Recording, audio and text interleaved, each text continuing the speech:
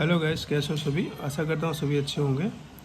आज हम डिस्कस करेंगे state and central government job की प्रोफाइल के बारे में।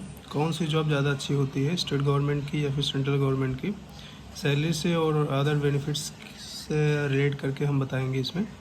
ठीक है कि स्टेट पोस्ट में हम लेते हैं इसे, इस टाइम सबसे अच्छा चल रहा है ARO की पोस्ट जो है, यानी कि असिस्टेंट रिव्यू ऑफिसर इन सचिवालय लखनऊ। ठीक है।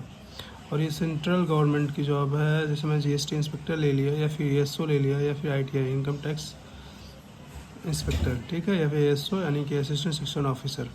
ठीक है, एक ये RO हो गया, ये RO हो गया, और ये GST ESO ITI हो, दोनों की लेवल जो है सेम होता है। लेवल दोनों का लेवल 7 ही होता है। ठीक है, दोनों का लेवल 7 होता है। इसका भी बेसिक पे और इसका बेसिक पे सेम होता है, इसलिए मैं दोनों का कंपैरिजन करूंगा और देखूंगा कौन सा ज़्यादा फ़ायदा देता है और कौन सा ज़्यादा अच्छा रहेगा। अपने अनुसार आप पहचान सकते हैं, जान सकते हैं, और फ्यूचर में आपके लिए कौन सा ज़्यादा बेहतर पड़ेगा ये भी आपको पता चल जाएगा। ठीक है, तो स्टेट मैंने यूपी में लिया है, यानी कि जो यूपी PSC RO करवाता है। ठीक है, यूपी PSC RO अभी वैकेंसी आई हुई है ना 2023 के, इसका एग्ज़ाम होने वाला 27 जुलाई को। और सेंट्रल गवर्नमेंट की जॉब यानी कि SSC CGL के थ्रू ये सब भरी जाती है। ठीक है, जो कि 2025 में आई हुई है। 14,500 वैकेंसी लगभग है इसमें, 14,500 प्लस वैकेंसी है और बाकी बढ़ सकती है। तो हम इस पर कंपेरिजन करते हैं कौन सा आपके लिए बेहतर पड़ेगा। ठीक है, सैलरी के मामले में देखो, बेसिक पे इसका भी 44,900 रुपये, इसका भी 44,900 रुपये। एक एक को हम डिस्कस करते हैं, उसके बाद फिर दूसरा बताते हैं। इसमें DA जो कि इस टाइम 55% चल रहा है, उसका DA होगा 24,695, यानी कि बेसिक का 55%। ठीक है, और HRA क्योंकि YCT में आता है लखनऊ, और ज़्यादातर हम जो GST ESO ITI होता है वो ज़्यादातर YCTs में पाया जाता है।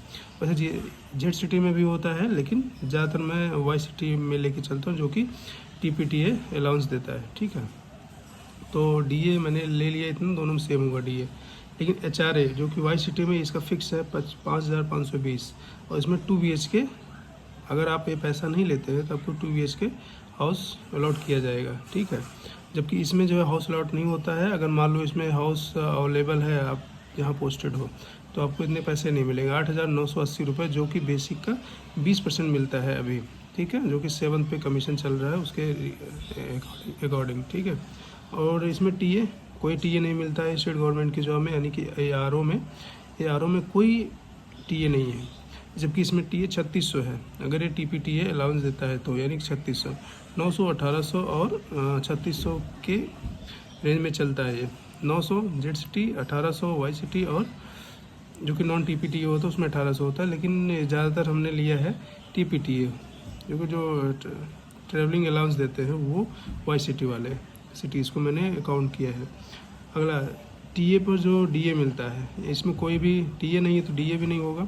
इसमें TA पर जो है 55% जो है DA मिलेगा TA पे 1,980 रुपये, जबकि इसमें अदर अलाउंस इसमें 1,300 रुपये मिलता है ARO में, जबकि इसमें कोई अदर अलाउंस नहीं मिलता है। ठीक है, जब टोटल ग्रॉस पे जो, अगर हम इसको टोटल ऐड करेंगे, ग्रॉस पे हमारा होता है 76,415 रुपये, और इसमें होता है 84,155 रुपये, यानी कि ग्रॉस पे से समझ में आ रहा है लगभग 8,000 रुपये का डिफरेंस आ रहा है। अब आगे डिडक्शंस देख लेते हैं इनका क्या होगा। देखो, NPS तो दोनों को सेम कटेगा, क्योंकि बेसिक प्लस DA का 10% कटता है, प्लस 14% गवर्नमेंट कंट्रीब्यूट करती है। तो टोटल आपके अकाउंट में 24% हर महीने ऐड होता रहता है। वो तो बाद में मिलता है जब आप रिटायर होते हैं। तो GIS इसमें 210 रुपये है, और इसमें अदर अलाउंस में 160 रुपये, 80 रुपये, प्लस 10 रुपये, 650 CSS का होता है, 10 रुपये CG GIS ऐसे कुछ करके होता है। इसमें एजुकेशन से कुछ रिलेटेड होता है। टोटल मतलब इतने अलाउंस कटते हैं 900 रुपये। और इनकम टैक्स ये आपके अकॉर्डिंग होता है, 4,000 कटवाते हैं, कि अगर आप इनकम टैक्स स्लैब में आते हैं तो उस हिसाब से ये कटता है आपका।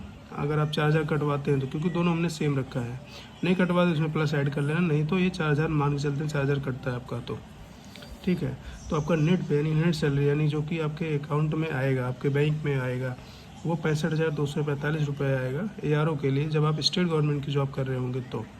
जबकि सेंट्रल गवर्नमेंट की जॉब करेंगे तो आपको इतना मिलेगा, 72,295 रुपये मिलेगा। ठीक है, तो दोनों में जो डिफरेंस आएगा वो 7,050 रुपये के लगभग डिफरेंस आएगा, लगभग 7,000 है। ठीक है, इतनी डिफरेंस आता है अगर आप स्टेट गवर्नमेंट और सेंट्रल गवर्नमेंट की जॉब करते हैं तो।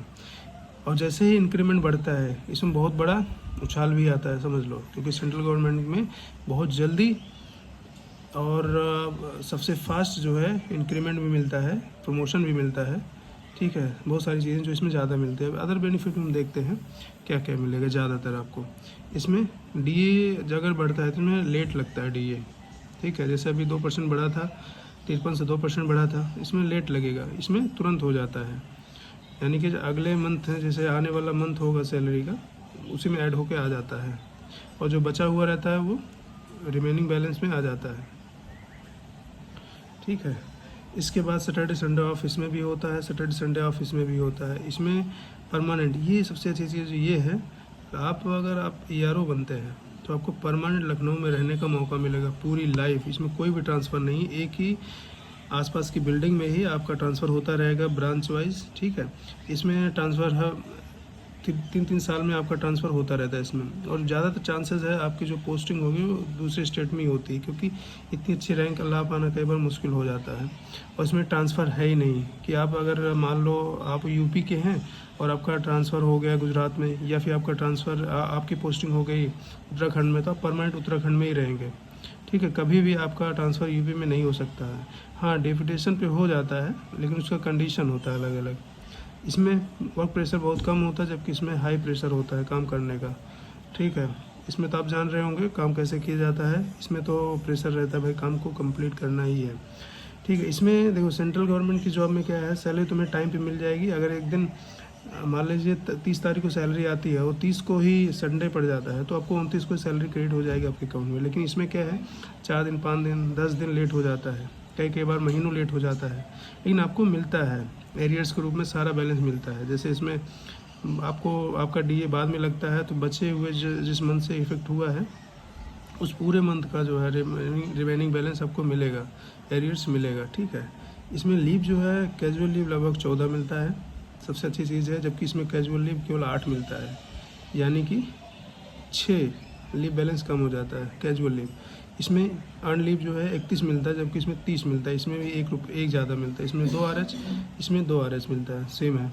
जबकि रिस्पेक्ट इसमें ज़्यादा है। सचिवालय अगर आप होते हो तो आपकी पावर, आपकी लिंकअप बहुत अच्छे रहते हैं सभी के साथ। पूरे यूपी में कहीं कुछ भी हो, आपके काम ज़रूर हो जाते हैं ज़्यादातर केसेस में।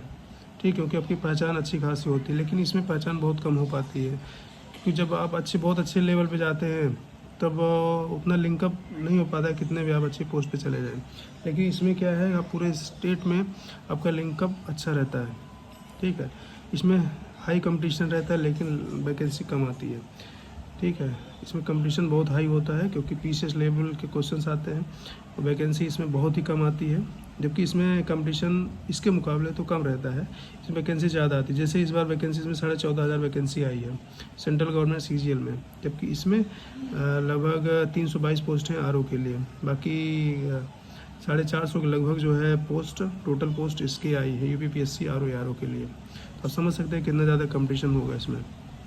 फॉर्म फिलहाल तो फॉर्म इसमें ज़्यादा पड़ता है, फॉर्म इसमें कम पड़ता है, लेकिन वैकेंसी कम आती है तो फॉर्म ज़्यादा पड़ने से कोई फ़ायदा नहीं मिलेगा। ठीक है, तो कहने मतलब क्या है, आपके अकॉर्डिंग ज़्यादा अच्छा कौन पड़ेगा? हमारे अकॉर्डिंग स्टेट की गवर्नमेंट की जॉब ज़्यादा पड़ेगी, क्योंकि एक टाइम बाद आपको घर रहने की, आसपास के लोगों के बीच रहने में मज़ा मिलता है, मज़ा आता है।